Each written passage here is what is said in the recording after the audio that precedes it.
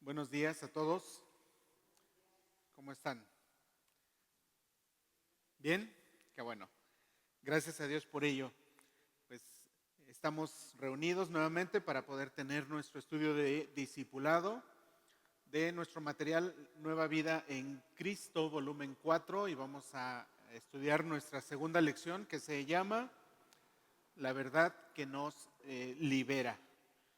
Vamos a iniciar con una oración antes que todo y vamos a pedir la dirección de Dios para este tiempo. Así que les invito a que vayamos en oración al Señor. Padre, te damos gracias en esta hora, en este momento, por la oportunidad que nos das de, en primer lugar, poder tener la vida, saber que proviene de ti, saber que tú nos la das. Y gracias, Señor, por la oportunidad que nos permites también, por el deseo que pones en nuestro corazón de estar en este lugar, con la disposición y con la actitud de poder honrarte, de poder agradarte, pero también con la actitud, Señor, de reconocer en primer lugar que necesitamos de ti, necesitamos de tu guía, de tu dirección para nuestras vidas, y reconociendo que es únicamente en ti que podemos encontrar esa dirección que necesitamos.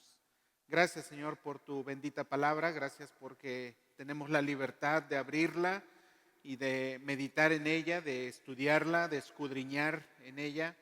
Gracias por este tiempo, Señor. Te suplicamos que este tiempo sea agradable a ti, Señor, pero también que sea de mucha bendición a tu iglesia Ebenezer. Te suplicamos por nuestros hermanos que aún no llegan. Te rogamos que tú les traigas con bien, que pronto puedan estar junto con nosotros gozándose de aprender de tu palabra, Padre. Tráeles con bien, Señor. Cuida su camino, Padre. Y una vez más suplicamos la guía y la dirección de tu Santo Espíritu para este tiempo. Lo hacemos en el nombre de Cristo Jesús, nuestro Señor y Salvador. Amén. Bien, pues si ya tienen su material, por favor lo vamos abriendo ahí en la página que corresponde. En la lección o el paso número 2, que repito, se llama La verdad que nos libera. Y es un poquito contrastante el título de la lección porque si recuerdan, la semana pasada David nos mencionaba los títulos, algunos de los títulos que íbamos a estar estudiando a lo largo de este material. ¿Y en qué se basaban la gran mayoría? ¿Se acuerdan? ¿En qué se basan los títulos de la mayoría de las lecciones? En muchas mentiras, en mentiras que atacan al cristiano. Por ejemplo, algunos títulos de las lecciones que tenemos en este material son mentiras que nos atan, mentira, estoy solo, otra mentira, es posible, otra mentira, yo puedo, y así más mentiras. Entonces, a lo largo del material, en las siguientes semanas iremos viendo un poco más a detalle varias de ellas, pero el título de la lección de hoy es bastante contrastante porque al menos en el título no menciona nada acerca de una mentira, sino por el contrario acerca de la verdad, que es totalmente lo opuesto, es su antónimo, ¿cierto? Entonces sí, el cristiano está atacado de manera constante por muchas mentiras, por mentiras que maneja ¿quién? El diablo. Dice la palabra de Dios que él es engañador, que él ha sido así desde el principio, él es el padre de mentira y cuando habla de lo que hay dentro de él, la mentira. Entonces, lo contrario, lo que vamos a estudiar hoy es acerca de la verdad, de esa verdad que nos libera de esa esclavitud de las mentiras que Satanás pretende poner frente a cada ser humano e incluso frente a los cristianos.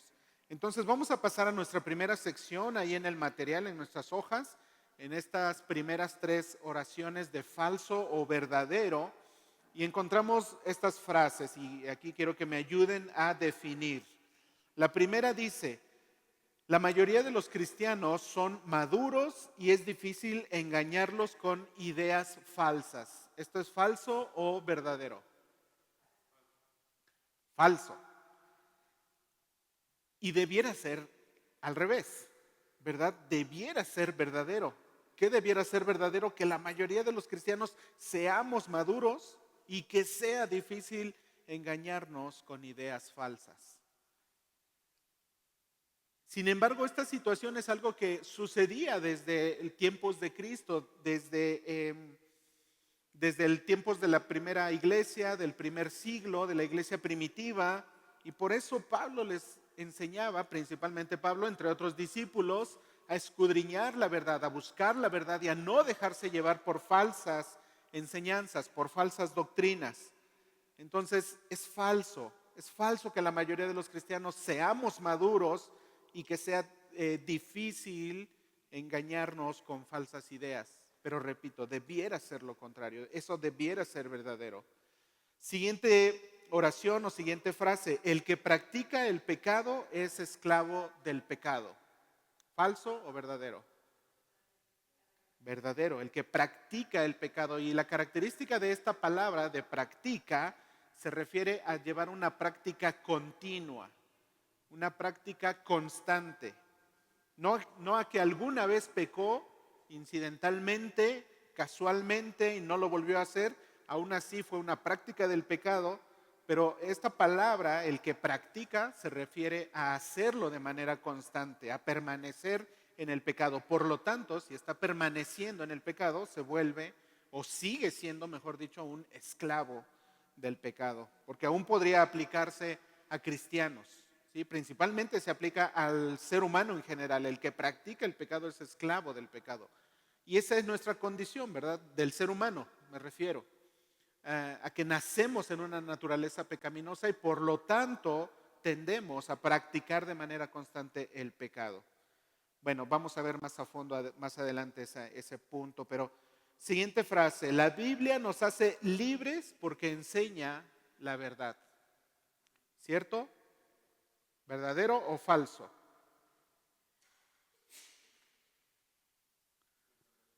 Verdadero. La Biblia nos hace libres porque enseña la verdad. Entonces, repito, en nuestro material, desde la semana siguiente y a partir de la siguiente semana nos vamos a enfocar más en mentiras que atacan al ser humano, pero ¿cómo podemos contrarrestar esas mentiras?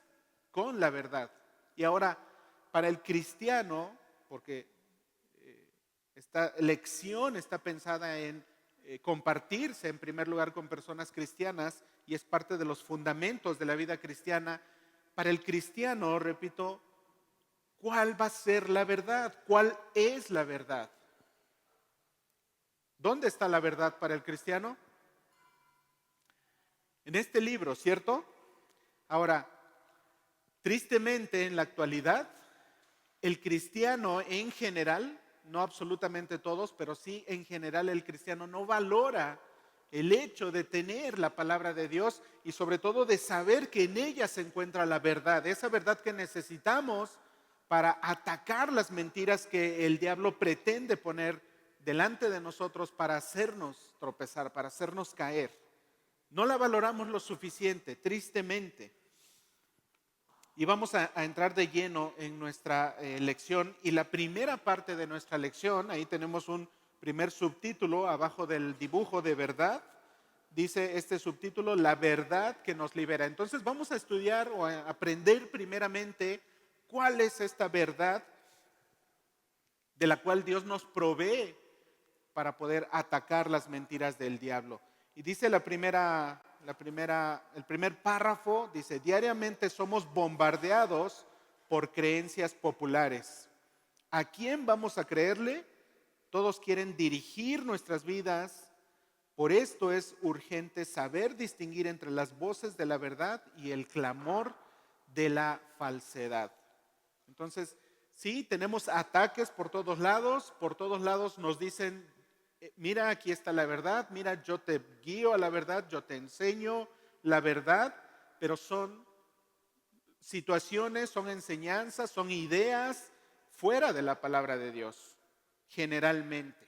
O muchas veces toman la palabra de Dios, pero la distorsionan pretendiendo guiarnos hacia alguna aparente verdad. Pero la verdad absoluta para el cristiano debe estar centrada en lo que la palabra de Dios dice.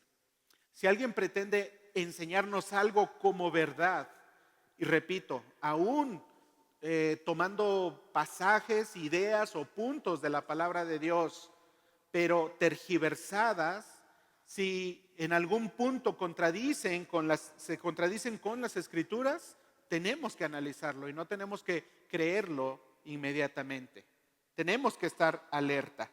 Entonces, ¿cuál es la verdad que Dios ha provisto para el cristiano? La palabra de Dios. Y vamos a utilizar un texto clave en nuestra lección del día de hoy, que es Juan 8, 31 al 32. Así que les pido que lo busquen ahí en sus Biblias y que lo mantengamos ahí a la mano, porque vamos a estar yendo constantemente a él, vamos a estarlo recordando. Dice así la palabra de Dios: si vosotros permaneciereis en mi palabra, seréis verdaderamente mis discípulos y conoceréis la verdad, y la verdad os hará libres. Entonces, repito, como seres humanos nacemos en una naturaleza pecaminosa, esclavos del pecado y también esclavos de la mentira, porque todo pecado nace de una mentira. Nace de que Satanás distorsiona la verdad, crea mentiras y nos desvía del camino. Pero el Señor nos dice que si nosotros permanecemos en su palabra, entonces vamos a ser verdaderamente libres. Libres de la esclavitud del pecado, pero también libres de esa influencia de las mentiras que Satanás pretende, con las cuales Satanás pretende atacarnos. Entonces, dice el punto número 1 de nuestra lección: de acuerdo a este pasaje que acabamos de leer, Juan 8, 31 al 32, está hablando Jesús, y Jesús, según Jesús, ¿qué es lo que nos hace libres? La verdad de su palabra, ¿cierto? Si la verdad nos libera, entonces, ¿qué es lo que nos esclaviza? El pecado, que, repito, nace de una mentira. ¿Qué es lo que nos esclaviza? La mentira, que, repito, es acerca de las mentiras que vamos a estar basando las lecciones de nuestro material actual. Entonces, ¿cómo podemos ser libres de esa esclavitud de la mentira? A través de la verdad. Y Jesús nos lo dice aquí en Juan 8, 31 y 32. Ahora, ¿cómo podemos conocer la verdad? Ok, ya sabemos que Dios nos ha provisto de este libro, que sin duda todos conocemos, todos hemos visto alguna vez, todos podemos tener alguna o varias en nuestras casas. ¿Qué es esto? ¿Qué es este libro? ¿Alaya? La verdad, ¿sí? Es la palabra de Dios. No solamente, este libro no solamente contiene la palabra de Dios, este libro es la palabra de Dios. En ella encontramos a Dios mismo. ¿Cómo podemos conocer la verdad? ¿Solo sabiendo que esta es la palabra de Dios? ¿Solo teniendo muchas Biblias incluso en nuestras casas? Dice nuevamente Juan 8:31, si vosotros, ¿qué? ¿Cómo empieza el 31? Si vosotros permaneciereis en mi palabra. ¿Qué necesitamos hacer o cómo podemos conocer la verdad? Es cierto que sabemos que este libro es la palabra de Dios, pero si no lo abrimos, si no lo leemos, de muy poco nos va a servir saber que aquí está la palabra de Dios, que este libro es la palabra de Dios. Tenemos que permanecer en sus enseñanzas, tenemos que adentrarnos, tenemos que indagar en su palabra, tenemos que conocerla. Bien, continúa diciendo nuestro material: la palabra de Cristo, es decir, la Biblia, este libro, guía a cada creyente a la verdad. Entonces, abracemos esto, abracemos este principio. La palabra de Cristo guía a cada creyente a la verdad. ¿Cómo nos podemos alejar de la mentira yendo en el sentido contrario, hacia la verdad, hacia la palabra de Dios? Continúa diciendo, tristemente muchos cristianos hoy viven ignorando lo que dice la Biblia. No la leen, mucho menos la estudian, sino que solo siguen lo que otros les dicen. Eso no pasa aquí, ¿verdad? Eso no pasa aquí, gracias a Dios. No, tristemente es un mal que ataca generalmente a la iglesia cristiana. Y no somos la excepción, tristemente. Y no me refiero a que todos, pero muchos podemos esforzarnos en leer la palabra de Dios, y qué bueno que lo hagamos, pero también muchos en ocasiones o en momentos, en etapas de nuestra vida, llega un momento de desánimo, llega un momento en el que, repito, no valoramos lo suficiente el tener la palabra de Dios a disposición, a nuestro alcance, y no indagamos en ella, no nos adentramos en lo profundo de la palabra de Dios. ¿Recuerdan hace un par de semanas que vino un compañero, un amigo de Edson? ¿Se acuerdan de su testimonio? ¿De dónde venía él? De Afganistán. Y él nos platicaba, nos comentaba a través de su testimonio que es un riesgo para su vida regresar a su país porque su vida corre peligro, simplemente por creer en la verdad. Ni pensar que allá pueda tener una Biblia, abrirla o tener muchas Biblias ahí en su casa, ni siquiera, mucho menos públicamente. Y acá nosotros tenemos la libertad de hacerlo. Y muchas veces no valoramos esa libertad. Y no lo hacemos. Tenemos el libro, la Biblia, la palabra de Dios, y no disfrutamos de el alimento que ella representa para nuestras vidas. Bueno, continuamos. Otros conocen la Biblia, pero no viven de acuerdo a ella. Y al igual que los otros, terminan mal sus vidas. Tenemos una ilustración ahí en el punto número 3. Vamos a leerla. Dice esta ilustración: una vez un preso le dijo a alguien: doy gracias que caí preso. Cuando estaba afuera de la prisión, creía que estaba muy bien, libre, pero ahora veo que era un ignorante y que estaba preso del pecado. Aquí en la prisión se refiere, al leer la Biblia he encontrado la verdadera libertad, vida eterna y paz. Esta enseñanza nos ilustra, al revés, esta ilustración nos enseña que podemos pensar en una situación de acuerdo a nuestras circunstancias de una posible libertad, pero de nada sirve que nosotros creamos ser libres o pensemos estar libres en un concepto humano si nuestra vida está esclava de la mentira, del pecado. Este hombre pensaba ser libre porque andaba en la calle, llegó a estar preso, a ser privado de su libertad física, de su libertad humana, pero ahí adentro en la prisión conoció la verdad, sin salir de ese lugar. Conoció la palabra de Dios, lo que le liberaba de la esclavitud del pecado. La verdad, la palabra de Dios nos guía a ello, a ser libres de esa esclavitud espiritual. Continúa diciendo nuestro material, tenemos una pregunta: ¿qué tiene esta historia que ver con nosotros realmente? Quizá muchos de nosotros en ningún momento de nuestra vida hayamos estado presos, quizá, pero aún así podemos pensar que somos realmente libres porque nunca hemos pisado la cárcel.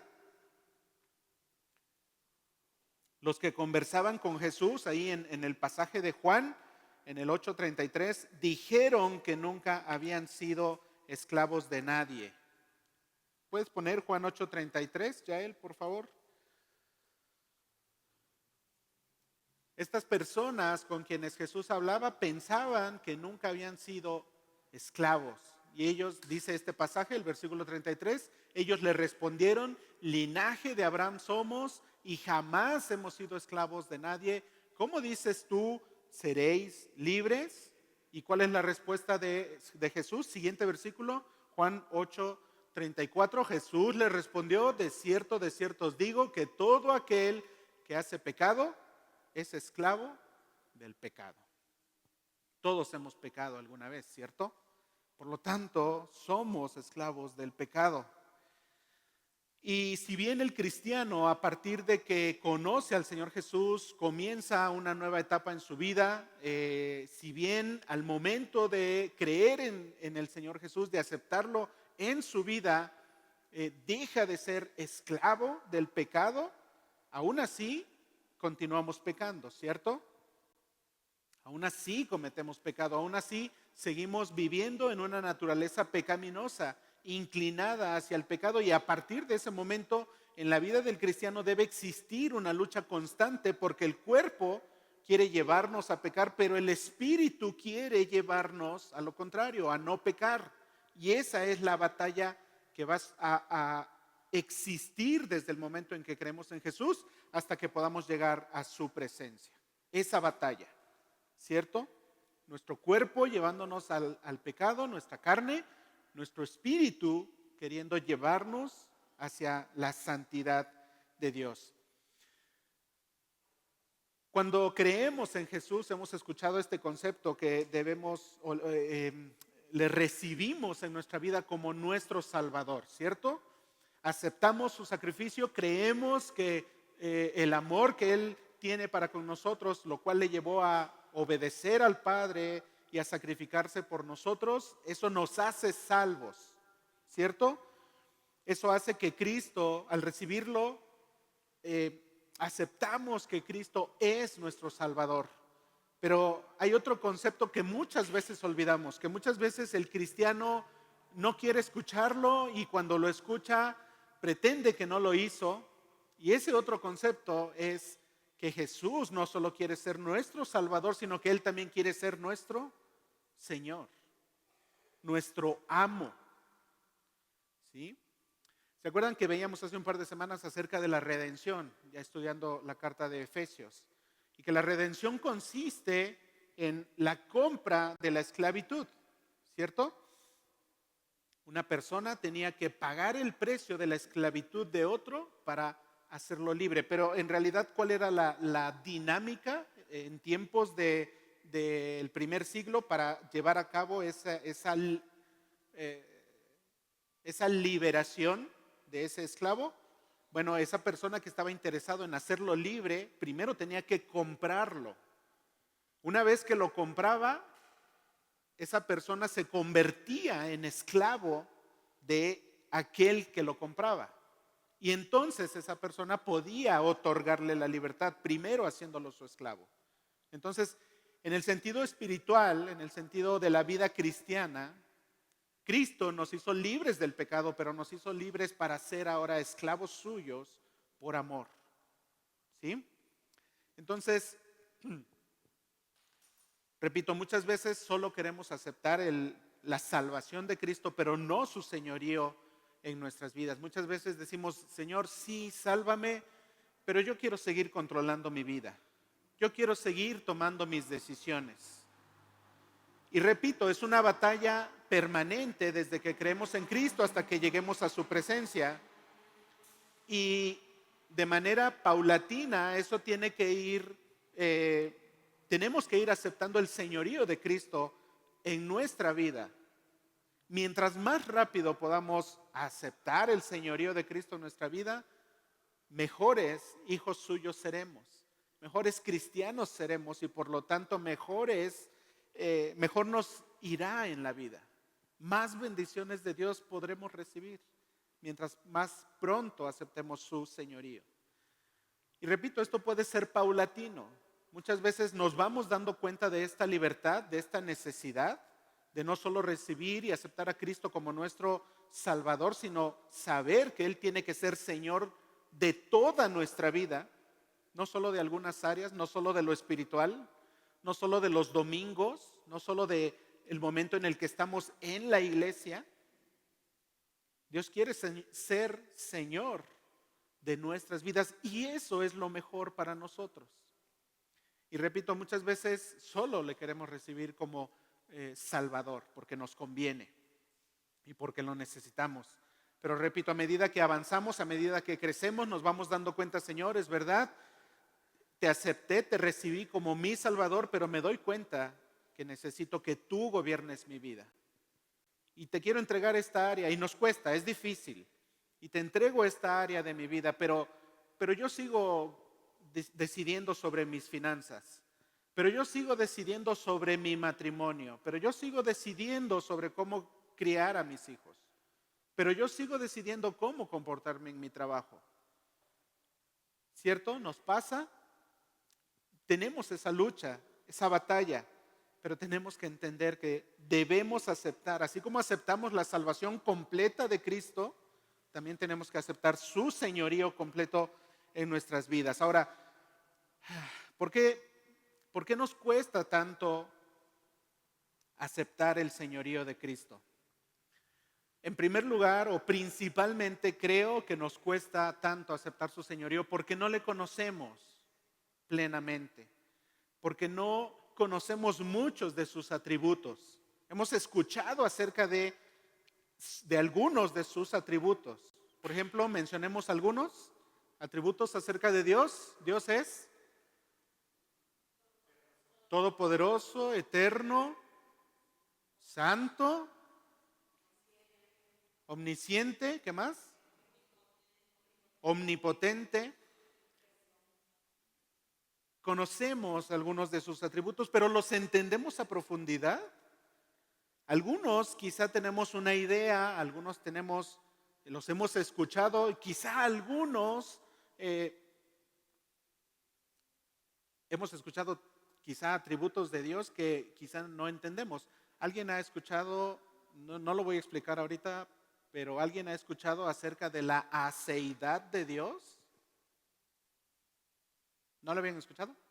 Bueno, repito, no lo voy a explicar ahorita porque tampoco venía preparado para eso, pero es un atributo de Dios y en el cual debemos profundizar e indagar acerca de Dios. ¿Y cómo conocemos sus atributos? Aquí, a través de su palabra. Pero repito, muchas veces no le conocemos a profundidad. Sí, conocemos que Él es santo. ¿Y qué significa ser santo? Que está apartado del pecado. Pero no conocemos más allá o más a profundidad lo que implica su santidad.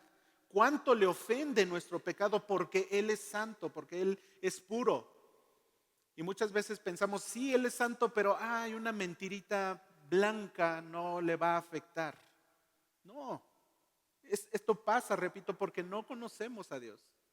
No lo conocemos como debiéramos conocerlo.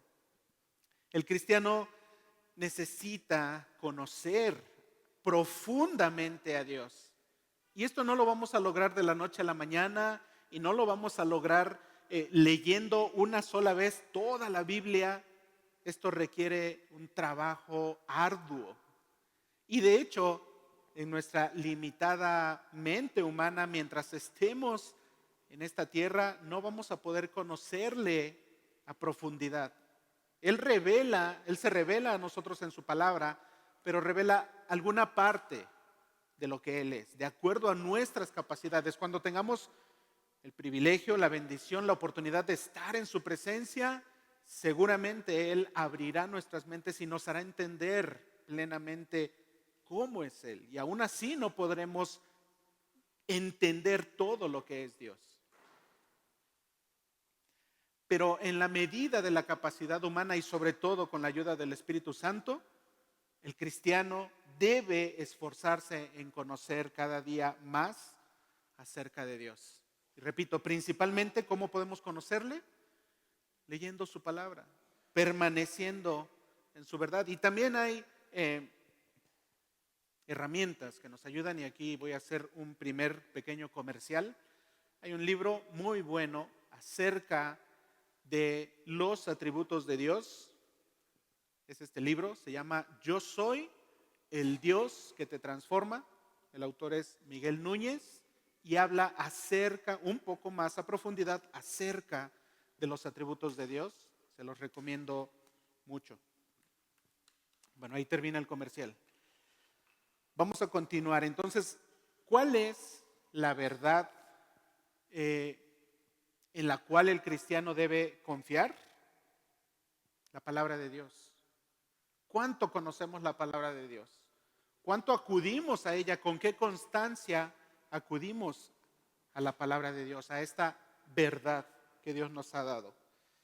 Vamos a pasar a nuestro siguiente subtema de la lección, que está casi al final. Antes del número 4 tenemos ahí otro subtítulo que dice: combatiendo la mentira con la verdad. Mencionaba yo en un principio que el cristiano, el ser humano en general, pero también el cristiano, está atacado de manera constante por las mentiras. Que todo pecado nace de una mentira que el diablo ha tergiversado. Bueno, una verdad que el diablo ha tergiversado y la ha convertido en una mentira para hacernos caer en pecado. Entonces, el cristiano, ahora en busca de la verdad a través de la palabra de Dios, debe combatir esas mentiras. Punto número 4. ¿Cuál es la primera pieza de la armadura de Dios que se menciona en Efesios 6:14? ¿Alguien se acuerda antes de buscarlo en sus Biblias? ¿Cuál es la primera pieza de la armadura? La coraza de la justicia. Perdón, a ver, 6:14, ¿podemos buscarlo? Porque aquí ya me estoy confundiendo. Estad pues firmes, ceñidos vuestros lomos con la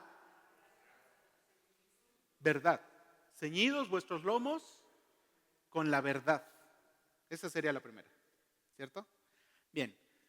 Estad pues firmes, ceñidos vuestros lomos con la verdad. Eso es lo primero que Pablo le instruye a los efesios y a los cristianos, con lo cual debemos prepararnos. ¿A qué se refiere este pasaje? A la armadura de Dios, ¿verdad? ¿Cuándo se usa una armadura? Cuando vamos a ir a una batalla. Y precisamente nuestro punto ahora es combatir la mentira con la verdad. Entonces tenemos que prepararnos para una batalla. No podemos ir así nada más, sin prepararnos y mucho menos o tampoco sin ninguna protección siquiera, porque la armadura también sirve como protección. Entonces debemos ceñirnos de la verdad, debemos cubrirnos de la verdad. Nuevamente, tenemos que adentrarnos en lo que la palabra de Dios nos enseña. Pregunta, o en nuestro material aparece esta pregunta: ¿por qué es tan importante esta pieza? ¿Por qué es tan importante en nuestra vida espiritual ceñirnos de la verdad, cubrirnos completamente con la verdad? ¿Y cómo nos ayuda en nuestra guerra espiritual? ¿Alguien puso alguna respuesta o alguien tiene alguna idea? ¿Por qué es importante la verdad?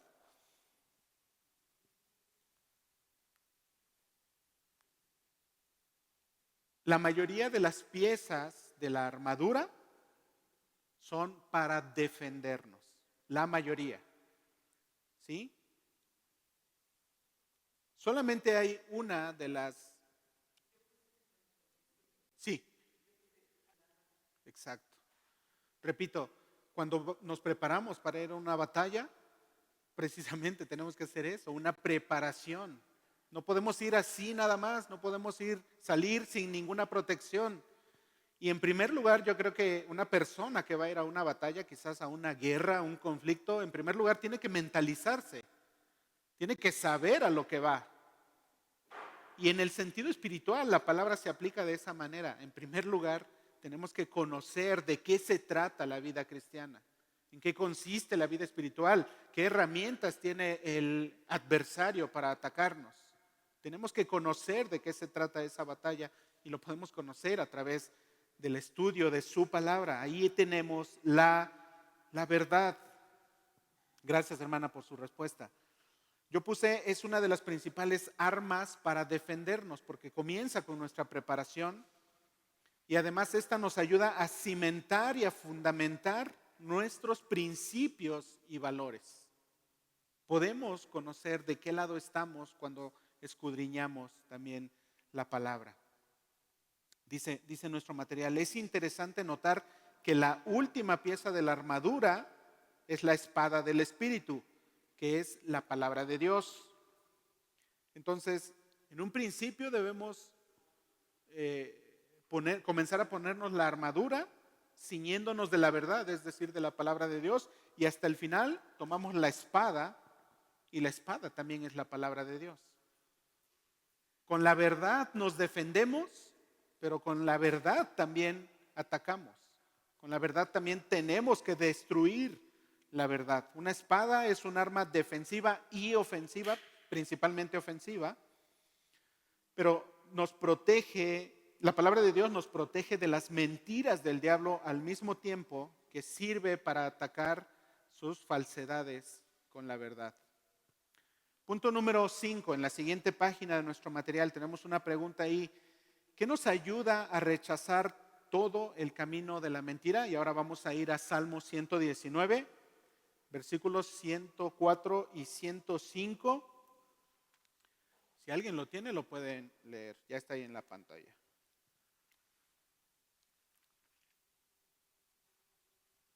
De tus mandamientos he adquirido inteligencia, por tanto he aborrecido todo camino de mentira. Lámpara es a mis pies tu palabra y lumbrera a mi camino. ¿Puedes regresar al 104?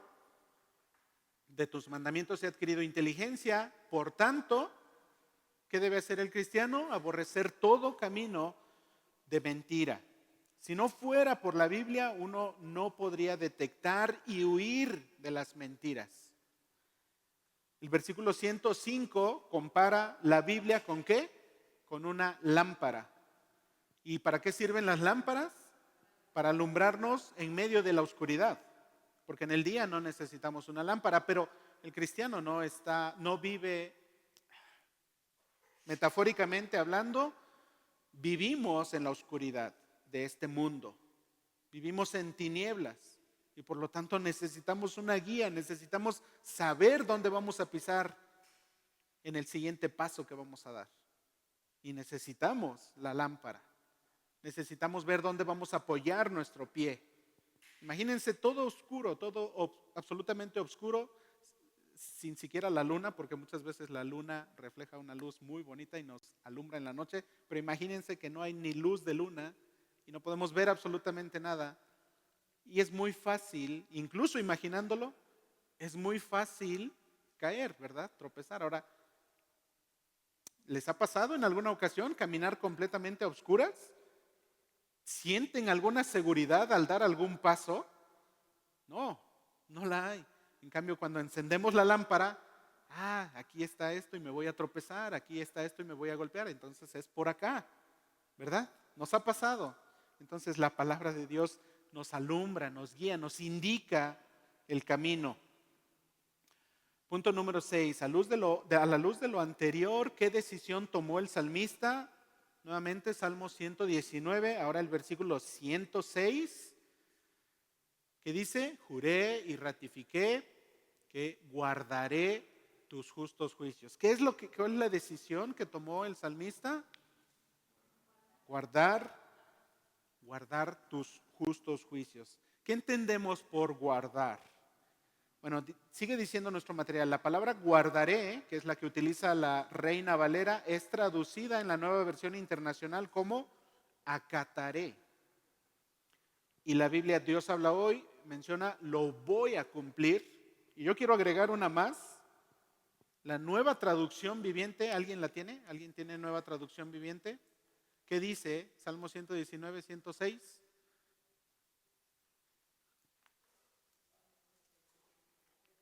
Bueno, la Nueva Traducción Viviente dice obedecer, obediencia, ¿sí?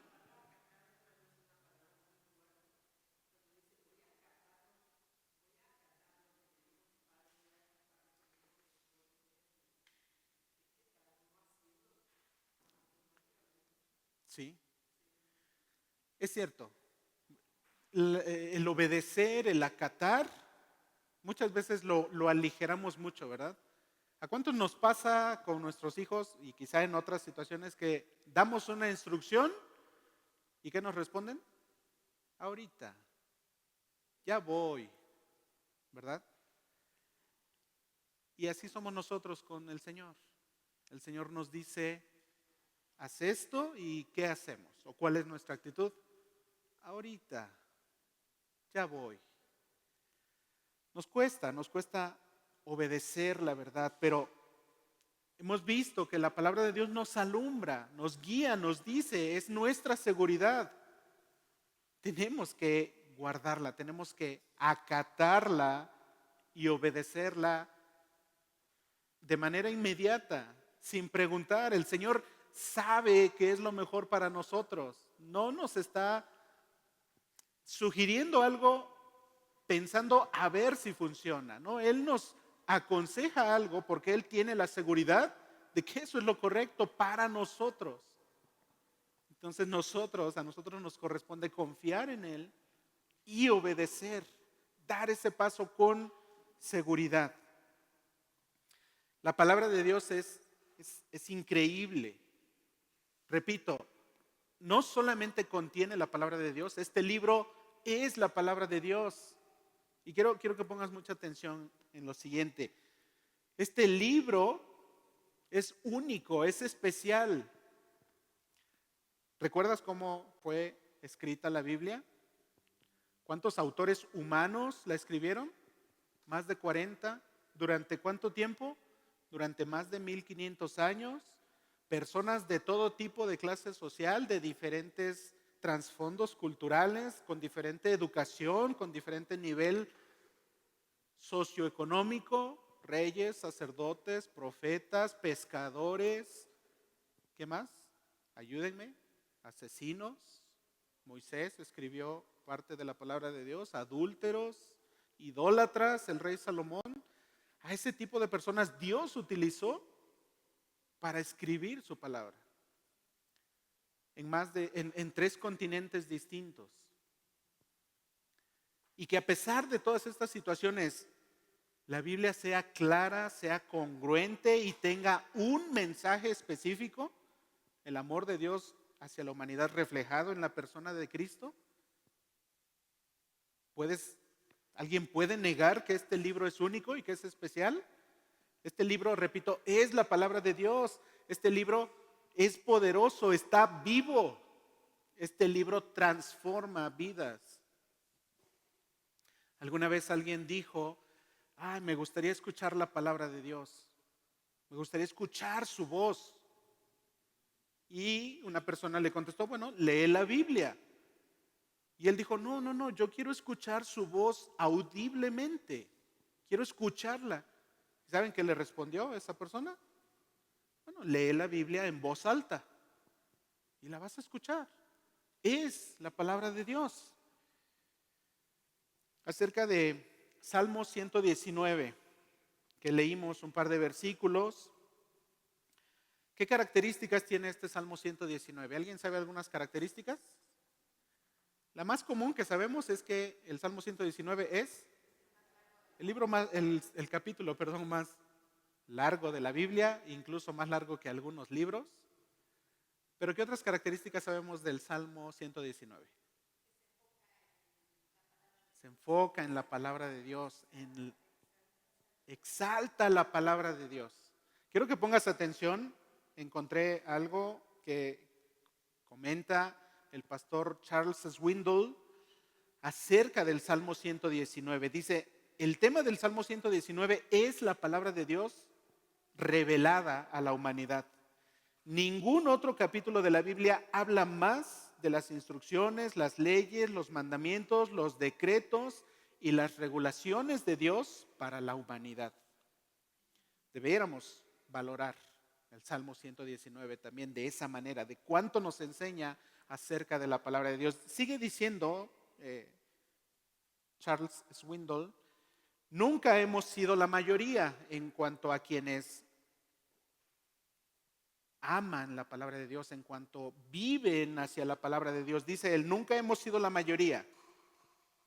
Si tú crees que la Biblia es inerrante y que las escrituras dicen la verdad, es muy probable que seas el único en tu manzana o en tu colonia y solo uno de pocos en tu lugar de trabajo. Si guías a tu familia de acuerdo con las enseñanzas de las escrituras, a los ojos de un mundo que ha perdido su rumbo, te van a ver como un bicho raro. Determina, este es un consejo que él continúa diciendo, determina que la palabra de Dios va a ser tu fundamento sin reservas ni vacilación. en medio de un mundo que la considera intelectualmente poco sofisticado, hacerlo. Acepta su verdad objetiva. Descubre que la Biblia es tu seguridad y valora su fiabilidad. La verdad de la palabra nos dirige hacia Cristo. Repito, la Biblia es especial, es única, es la palabra de Dios y es bueno meditar en ella. En ella encontramos todo lo que nuestra vida cristiana necesita. El mismo Charles Swindoll, ahí mismo acerca del Salmo 119, propone 5 principios, los cuales el cristiano debería tomar como hábito y que estarían reflejando que estamos apreciando la palabra de Dios. Y me gustaría que tomes nota de esto. Esto no viene en nuestro material, pero igual si después necesitas te lo puedo compartir sin problema. Swindoll dice 5 principios para amar y valorar la palabra de Dios. El primer paso es oír la palabra de Dios de manera constante. Salmo 119, 24. Tus leyes me dan sabios consejos. Entonces, en primer lugar, es importante que el cristiano oiga la palabra de Dios constantemente, de manera constante, como un hábito. En cuanto puedas, escucha una predicación, busca una enseñanza de la palabra de Dios, escucha la palabra de Dios. Segundo principio, lee la palabra de Dios. Léela constantemente. Salmo 119, 18. Abre mis ojos para que vea las verdades maravillosas que hay en tu enseñanza. El cristiano necesita escuchar la palabra de Dios, necesita leer la palabra de Dios. Tercer principio, estudia la palabra de Dios. Entonces, leer, pero también estudiar, son cosas distintas. Salmo 119, 33 al 34. Enséñame tus decretos, oh Señor, los cumpliré hasta el fin. Dame entendimiento. Oír, leer, estudiar, memorizar la palabra de Dios. Salmo 119, 11. He guardado tu palabra en mi corazón para no pecar contra ti. Y el último, también es importante, meditar en la palabra de Dios. Salmo 119, 27, ayúdame a comprender el significado de tus mandamientos y meditaré en tus maravillosas obras. Oír, leer, estudiar, memorizar y meditar en la palabra de Dios. ¿Cuánto lo hacemos? ¿Cuánto aplicamos algunos, ojalá que todos, de esos principios a nuestra vida? Pero si no lo hemos hecho, si le hemos fallado a Dios en eso, podemos hacerlo a partir de ahora. El Señor se alegrará de que comencemos a hacerlo ahora. Hagámoslo. Vamos a regresar a nuestro material y al último punto, viviendo en la verdad. Proverbios 3:3 exhorta a nunca abandonar la misericordia o el amor. ¿Y qué más? Proverbios 3:3. Nunca se aparten de ti la misericordia y la verdad. La verdad, nuevamente, refiriéndonos a la palabra de Dios. Nunca estén lejos de nosotros. Nunca se aparten de ti la misericordia y la verdad. Sino que, ¿qué debemos hacer con ellos? Siguiente, ahí mismo, al final. ¿Qué debemos hacerlo? Escribirlas en la tabla de nuestro corazón. ¿Cómo hacemos eso? ¿Cómo las escribimos en la tabla de nuestro corazón? Memorizando. Yo puse algunos puntos de los que acabamos de mencionar, leyendo, meditando, memorizando, practicando, compartiendo, aplicando esos principios a nuestra vida. Si nosotros los aplicamos, también los aprendemos. Y estamos mostrando precisamente eso, estamos dando evidencia de que los estamos manteniendo cerca de nosotros. Primera de Juan, el punto número 8, Primera de Juan 1, 9 al 10, habla acerca de confesar nuestros pecados. La confesión es decir la verdad sobre nuestros pecados. Tenemos que ser veraces. Si estamos buscando la verdad debe ser aplicada a nuestras vidas y nosotros debemos vivir de acuerdo a la verdad. Y esto de confesar, quiero hacer una pausa ahí. En el hecho de confesar tenemos que ser muy específicos, porque ¿cuántas veces no te ha pasado o cuánto tiempo llevas confesando tus pecados, pero quizá lo haces de una manera muy simple, muy vaga, muy ambigua? Le dices, Señor, perdóname por todos los pecados de hoy. ¿Lo has hecho? Yo sí lo he hecho. ¿O has orado, Señor, perdóname si es que pequé? ¿Lo has hecho? Yo sí lo he hecho. Pero tenemos que ser específicos. Tenemos que decir exactamente el pecado que cometimos. Debemos ser conscientes de los pecados que cometemos y debemos confesarlos y debemos arrepentirnos genuinamente por ellos. Y decirle, Señor, el día de hoy no le tuve paciencia a mis hijos y me dejé llevar por el enojo y actué mal. Y después le contesté mal a un compañero de trabajo. Y en el tráfico le silbé a casi todos. Ser específicos, debemos ser veraces para confesar nuestros pecados. Eso va a mantener una relación cercana con el Señor. Bien, pasamos a nuestro siguiente párrafo. Primera de Juan 2:4 dice, si alguien pretende conocer a Dios y no guarda sus mandamientos, el tal es mentiroso. ¿Y qué más? ¿Qué más dice este versículo? Primera de Juan 9:1, 9 y 10. Y la verdad no está en él.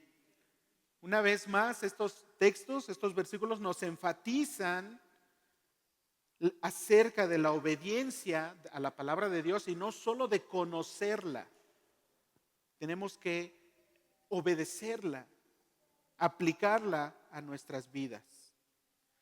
El siguiente punto, el número 9, nos lleva a Efesios 4, versículos 24 y 25 y nos exhorta a vestirnos de una naturaleza nueva. Y esto significa desechar la mentira y hablar la verdad.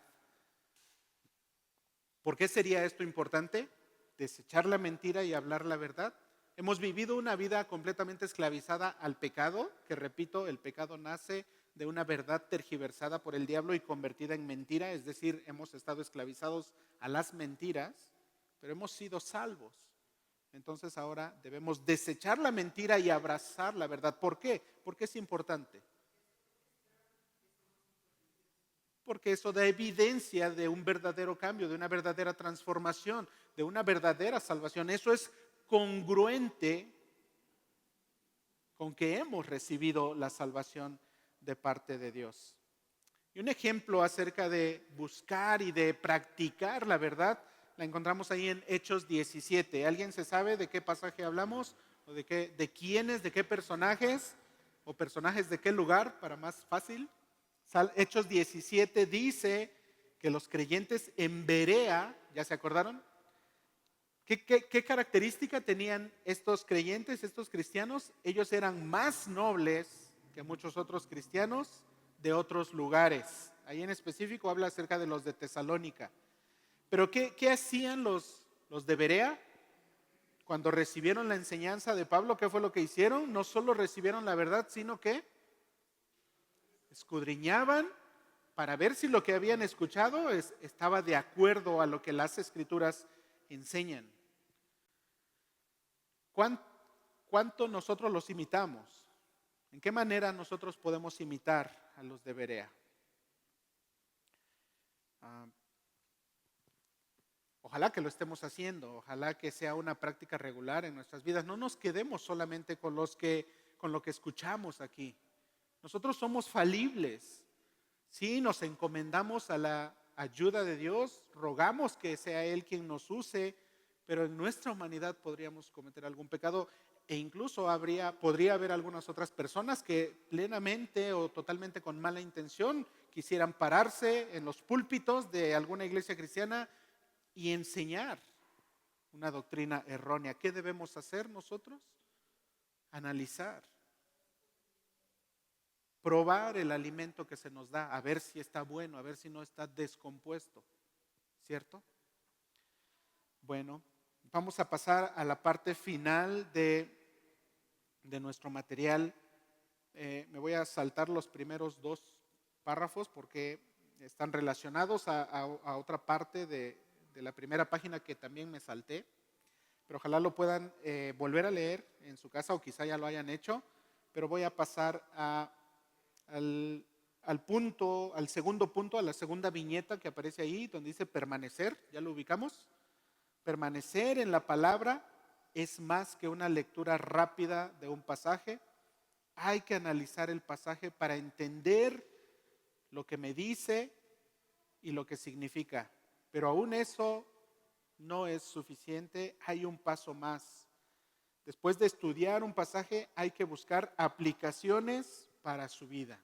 Es bueno conocer la palabra de Dios, pero hay muchos que solamente se llenan o nos llenamos de información y muchas veces, no hombre, sí, me sé la Biblia al derecho y al revés. Pregúntame el versículo que quieras, pero llevamos una vida que no corresponde con lo que ella enseña. Nuestro testimonio no respalda que realmente la obedecemos. Quizá la conozcamos, pero no la estamos obedeciendo. Entonces, la característica de un verdadero cristiano tiene que ir más allá, no tiene que ser algo solo superficial, no solo basarse en conocer la Biblia o tener información acerca de Dios o acerca de su palabra. Tenemos que vivirla y tenemos que aplicarla. Y vamos a ir a Santiago para finalizar. Santiago 1:22, ¿qué nos dice? ¿No sabemos este versículo? Pero sed, ¿qué? Hacedores de la palabra y no tan solamente oidores. Si hacemos eso, solo nos estamos engañando a nosotros mismos. Entonces debemos aplicarla y llevarla a cabo en nuestras vidas. Y aquí voy a hacer otra pausa y voy a hacer otro comercial. No me están pagando regalías, pero este libro también es de Miguel Núñez. ¿Sí alcanzan a ver el título? ¿Crees la Biblia o vives la Biblia?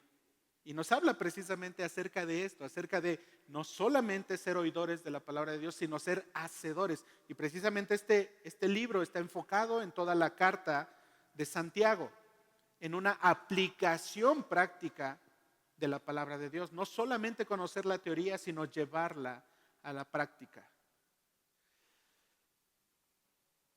Para finalizar, quiero compartirles otro comentario de Charles Swindoll, y dice acerca de la palabra de Dios, nuevamente basado en este análisis o en este estudio del Salmo 119, él dice que conocer este libro, conocer la Biblia, marca una diferencia en tus emociones, en tus reacciones, en cómo ves la vida, en cómo lidias con la gente difícil.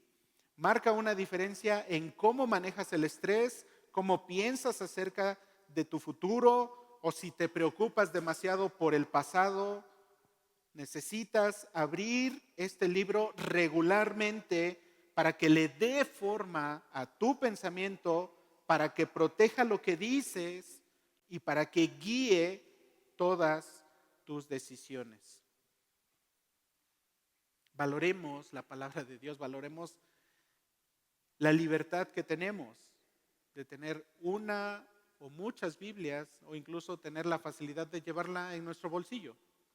Y ahí sí todos no tendríamos excusa, ¿verdad? Porque todos tenemos celular y no tenemos excusa de no tener a la mano la palabra de Dios. Nuestro tema, para finalizar también, nuestro tema es ¿qué contrarresta las mentiras de Satanás? La verdad de Dios que está en su palabra. Y nuevamente quiero compartirles una ilustración que ya lo he hecho antes, pero creo que también el día de hoy aplica muy bien. En el banco, ¿de qué manera detectan un billete falso? Existen muchísimas variaciones de billetes falsos. por lo que a los trabajadores del banco no tienen la capacidad de estar analizando cómo es cada tipo de billete falso. Unos tienen una característica, otros otra, pero ellos no, su técnica no se basa en conocer cada billete falso para distinguirlos. ¿Cuál es su técnica? Conocer perfectamente el billete verdadero. Conocer cómo se siente, cómo se ve, qué tan grueso es, cómo huele y más. ¿Qué tenemos que hacer nosotros? Conocer la verdad perfectamente. ¿Cómo vamos a detectar una enseñanza falsa? Conociendo perfectamente lo que la palabra de Dios sí enseña, siendo como los de Berea, no solamente quedándonos con lo que escuchaban, sino analizando, comparando si eso está de acuerdo a las Escrituras. Y finalmente, Juan 5:39, memoricemos este versículo. ¿Lo puedes poner, Yael? Juan 5:39, y vamos a decirlo todos juntos. Muchos se lo deben de saber de memoria. Juan 5:39, en cuanto nos lo pongan en la pantalla, lo decimos para finalizar.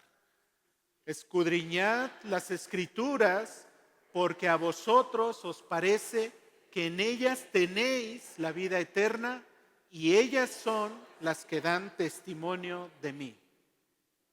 Juan 5:39, escudriñemos la palabra de Dios, porque ¿qué hallamos en ellas? Vida.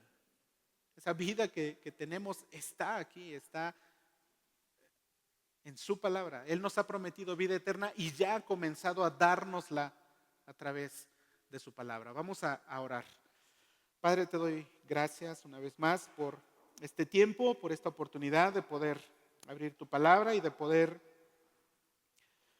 meditar y estudiar acerca de ella. Señor, gracias por enseñarnos acerca de tu palabra, acerca de la verdad. Gracias por darnos la libertad también de disfrutarla, porque no somos perseguidos por causa de tu palabra aún. Ayúdanos a valorar esta libertad que tenemos. Ayúdanos a esmerarnos en amar tu palabra, en saber que la necesitamos todo el tiempo, cada día. Que para dar un paso, por pequeño que parezca, necesitamos tu guía y tu dirección. Ayúdanos a acudir a ti, Señor, a tu sabiduría, a tu palabra, para nuestra toma de decisiones. Que a través de tu palabra nuestras vidas sean alimentadas, sean nutridas, pero sobre todo que sean transformadas y que estén creando en nosotros a creyentes, a hijos tuyos, conforme a la imagen de tu Hijo Jesucristo, y que eso sea para honrar y glorificar tu nombre, para darte la gloria solo a ti, Señor. Usa tu palabra para transformar nuestras vidas, la vida de esta iglesia. Te lo rogamos, Señor, te lo pedimos. En el nombre de Cristo Jesús. Amén. Antes de que se levanten, tengo una sorpresa. Quiero que pongan mucha atención y necesito, es un regalo, un valiente, un voluntario que me diga de qué trató la lección de la semana pasada. Algo sobresaliente, el título de esa lección. Guarden sus materiales,